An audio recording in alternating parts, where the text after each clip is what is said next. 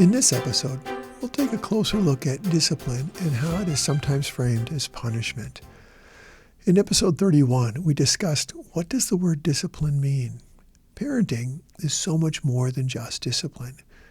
Discipline really means to teach our children. The parent-child relationship is the cornerstone for that teaching to occur. Dr. Dan Siegel, a pioneer in the field of child attachment, and his colleagues have coined the phrase, connect before you correct, when planning to use discipline. This is wise advice, as children, and most adults, are more likely to respond positively to being redirected or corrected when we already have a positive and meaningful relationship with the other person. This is one of the reasons that so much of the content of this podcast series focuses on building and strengthening the parent-child relationship and not just teaching discipline techniques. Dr. Bruce Perry, another pioneer in the field of understanding the impact of trauma and stress on the developing brain of children, shares that children learn best in the context of a trusted relationship. We learn new things when we're able to step outside our comfort zone. We learn best when the relationship with our parent, grandparent, care provider, teacher, or other adult is safe and secure. It is only then that young children are willing to try new things, to explore their world, to try, and sometimes to fail on the road to mastery. All discipline techniques work best within the context of a positive relationship with trusting adults. When Dr. Rudolf Drakers first began writing about a new way to parent children in the 1950s and the 1960s, he firmly believed that punishment was a really poor or ineffective way to parent children. The costs or side effects were just too high.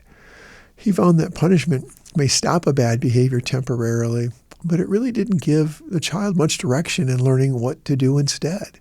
Along with this, he also found that children who were punished were much more likely to have a very negative view of themselves, and that punishment created anger, resentment, and other emotional distance between the child and parent.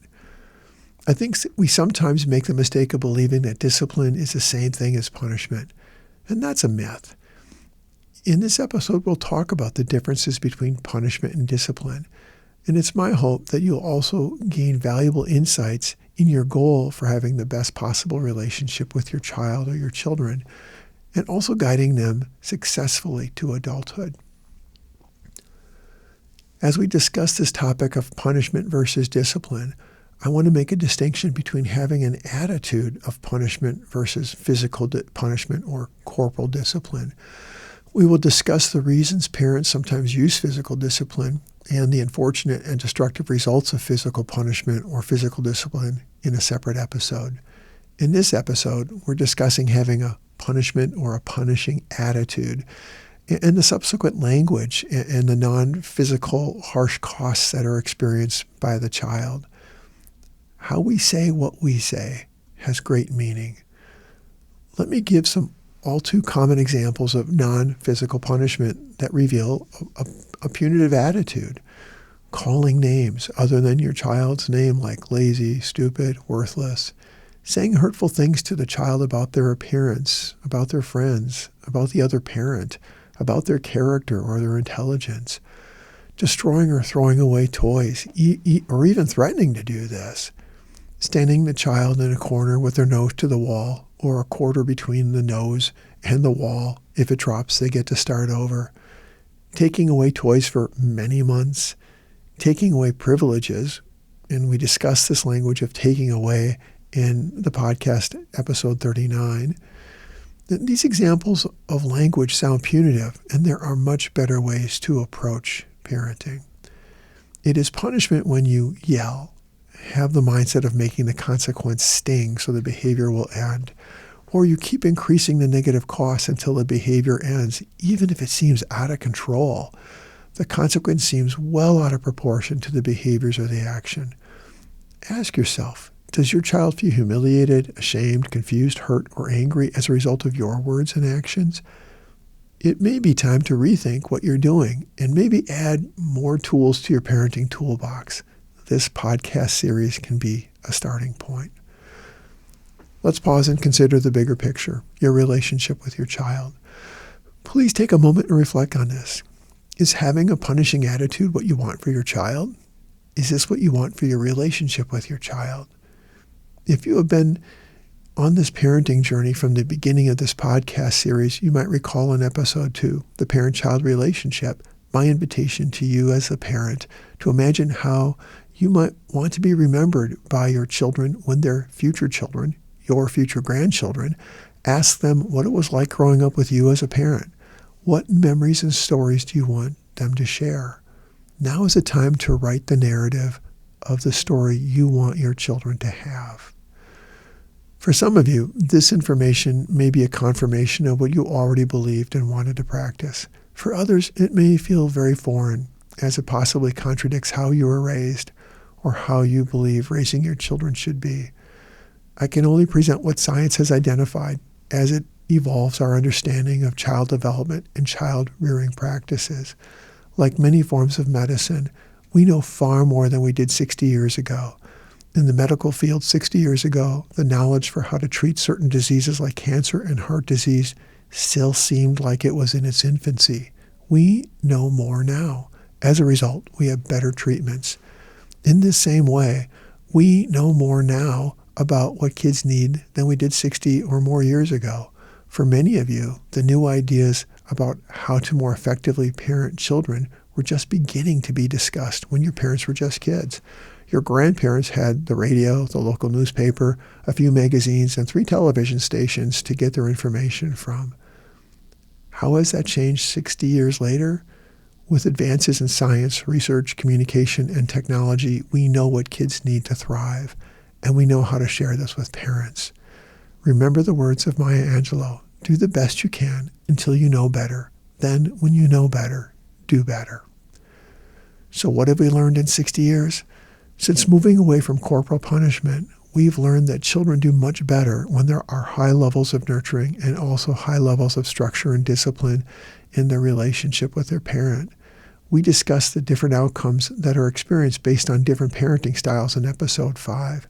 The authoritative or responsive parent is both firm and nurturing.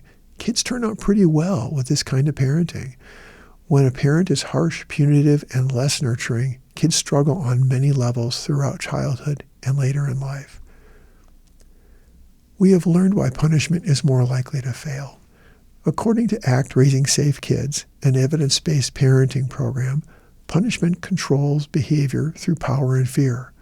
Punishment teaches children to hide or lie about mistakes and misbehaviors. Punishment teaches children to behave in a certain way to avoid negative consequences.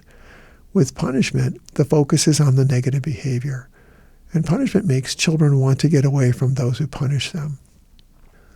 Looking at it from another point of view, ACT Raising Safe Kids invites parents to consider the following questions. Does the punishment change and stop the child's bad behavior? Does punishing children help parents control their own anger and frustration, or help the child control theirs? And does punishing children help parents learn why children misbehave? The hard thing to recognize is that the results of punishment are immediate. They seem to work at stopping the behavior, at least for a little while. The downside is that these results are rarely lasting. While it may temporarily stop the behavior, it won't help the child learn from their mistakes or develop better ways to manage their own emotions. So why do parents persist in use of punishment? ACT Raising Safe Kids identifies there are 3 basic reasons that parents lean into the punishing attitude or punishing behaviors. The first is because parents think punishment will change or stop the bad behavior. The second is because parents forget that young children are not adults. Their brains aren't developed well enough to think through the things that they sometimes do. And the third reason is because parents sometimes can't control their own anger and frustration. Many, many years ago, I was talking with a parent who confidently stated, I have no problems disciplining my children. I use FOG, FOG. Now, I've been studying parenting programs since the 1980s, and I'm familiar with parent effectiveness training, systematic training for effective parenting, as well as Triple P, The Incredible Years, 1, 2, 3 Magic, and ACT Raising Safe Kids. But I've never heard of FOG. So I asked the parent what that program was. Without hesitation, the parent replied, "Fear of God." Just sit with that thought for a moment. What might that look like from the point of view of a young child? I would submit that negative cycles of interaction with a parent that has a punitive approach, even one that only has a punitive attitude and doesn't engage in harsh physical discipline, can cause a great deal of emotional pain for a child. This emotional pain is not dissimilar to the emotional pain experienced by children who are bullied or feel left out or ostracized, rejected by their peers or even their family. It hurts. We used to believe the old adage, "Sticks and stones may break my bones, but names will never hurt me." And for those of you who have lived it, you know this is not true. It hurts, period. We now know better. In fascinating research that has been conducted over the last 20 years by neuroscientists Matthew Lieberman, Naomi Eisenberg, and Kip Williams, they've identified that the human brain registers emotional pain in the very same region that it also registers physical pain. Studies have demonstrated that the brain's response to social rejection, being ostracized and feeling left out, shamed, or shunned, affect a person and are processed in the same parts of the brain as is physical pain. Parenting does not have to be this way. Simply put, punishment hurts. When we attempt to correct behaviors in our children by resorting to hurtful language, put down, screaming or yelling, or making over-the-top threats, or have prolonged consequences, ask yourself, how is this being processed by my child? Is it changing their behavior? How do I feel about myself when I do or say these things? So far, we've talked about the language and actions of punishment. How is it different than consequences? In episodes 37, 38, and 39, we talked about natural, logical consequences and delayed privileges. So I want to spend a little time talking about what the research says about how a positive discipline approach benefits both the child and the parent. First, punishment informs the child what not to do. Discipline, on the other hand, guides the child on what to do. The difference really has to do with how our brain registers and processes information. It's not like our brain doesn't register negatives like "don't do that," but it first has to process the thing we're being told not to do. So you hear the command, "don't do that," you may immediately think, "don't do what?" The brain first has to process what it was doing in order to understand what not to do. This can take time when a child is unsure what thing they shouldn't be doing or what better options there are. Imagine in your life, your adult life, at work, a boss, a coworker tells you to stop it, knock it off, stop doing that. You're doing it wrong without much guidance on what it is that is wrong and what you should be doing instead. I suspect you'd be very frustrated and may not work in an environment like that for good reason. Have you ever been in a frustrating situation of running around after your toddler or your young child using or overusing the word no or don't touch? It can be exhausting, especially if you are at a friend's or relative's house that is not child-proofed. In episode 28, we discussed planning and preparation. And in episodes 34 and 35, we discussed giving effective commands and using distraction for situations like this. Aside from the attention they may be getting from you in those moments, which may actually reinforce your behaviors that you're trying to stop, their developing brain doesn't really have any better alternatives to choose from. Discipline tells a child what to do. Punishment tells a child what not to do. Another relatable example that we can appreciate has to do with a very familiar traffic sign. Why do you think the recognizable 8-sided octagon-shaped red signs on street intersections have the words "stop" instead of the words "don't go" on them? I suspect it's because we don't want to have to think twice when we see the sign. We just have to stop. If the sign said "don't go," I think folks would just blow right through them. According to one evidence-based parenting program, Act Raising Safe Kids, discipline helps children to calm down, learn to solve problems, learn to manage anger, learn self-control over their emotions, learn what behavior is expected of them, establishes positive relationships with parents and caregivers, focuses on expected positive behavior, and helps children understand what is right and wrong. Who doesn't want these things for their child or children? Of course, the results are not instant. It takes time, effort, and commitment on the part of the parent to work at it to get it right. But punishment also takes time. And I think we would all agree that both delivering and receiving punishment is far less rewarding, enjoyable, or effective. It all depends on how you, the parent, frame it. You might be thinking, Jeff, punishment and discipline are the same thing. You're just using different words. You're just reframing things. I would suggest that words matter.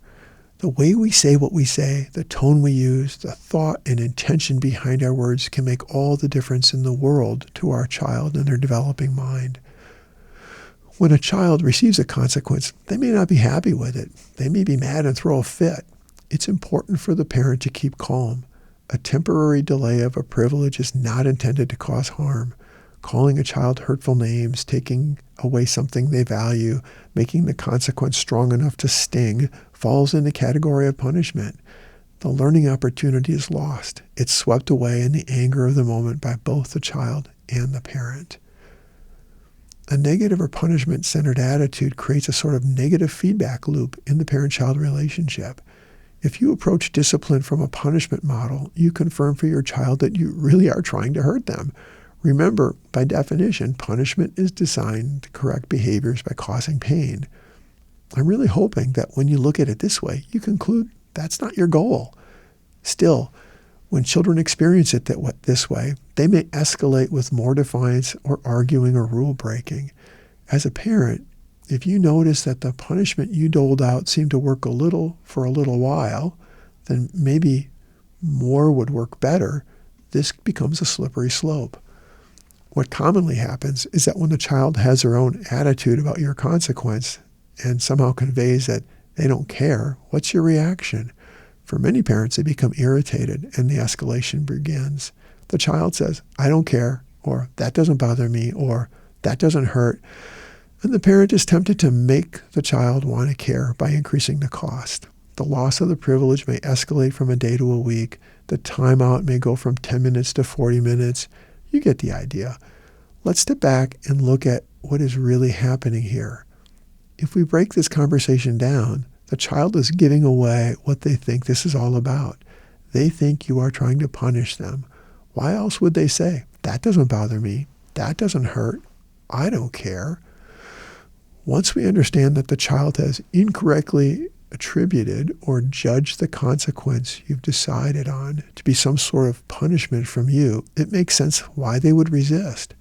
However, if you believe and try really hard to practice discipline and not punishment by remaining calm and looking for ways to teach your child, it becomes easier to respond in a different way. When adults are mad, they sometimes say things they don't mean. When kids are mad, they sometimes say things they don't mean.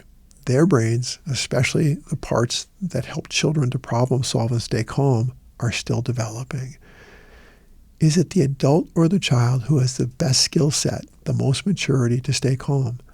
I'm hoping you agree that it's you. Stay calm. Let any snide or defiant remark go for the moment. Watch what your child does, not what they say. You can have a conversation about what they said after things calm down.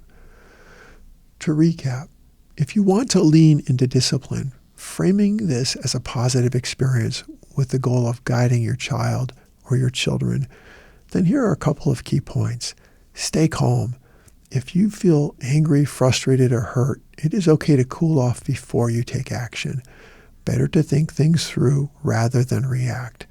Give some thought to what function your child's behavior is serving. Go back to earlier episodes and revisit how to build and strengthen a positive relationship with your child. As we go through episodes on specific discipline strategies for managing challenging behavior, please challenge yourself to learn more. Go back to previous podcast episodes and get the big picture of parenting, even more tools for your parenting toolbox. Knowing what function the behavior serves is incredibly important. Please check out the episodes in this podcast series on why kids misbehave, common parenting mistakes, and keeping track of problem behaviors to better equip yourself as a parent. Also, go back and check out the episodes on the parent-child relationship and parenting styles. Finally, these tools are common strategies that are taught in many evidence-based parenting programs. No one strategy works by itself. No one strategy works for every child. These discipline strategies are common, and they commonly work for most children. If you are having persistent difficulty with your child's behaviors or big emotions, please seek professional help. Remember, discipline is about teaching our children. We do this by being present for them each day in ways that we are able. We model, we guide, we help them learn to problem solve, we keep them safe, we listen to them, we nurture them, we help them create routines and learn self-control. We create memories, we play with them and laugh with them, we love them. Thank you for tuning in and considering this parenting topic. I hope that this information added to your growing toolbox for parenting your child or children. Please consider exploring other topics in this series. Remember, no one parenting tool can do everything. We need many tools to become the best parents for our children. Your children's future depends on you and the time and effort you invest in them today.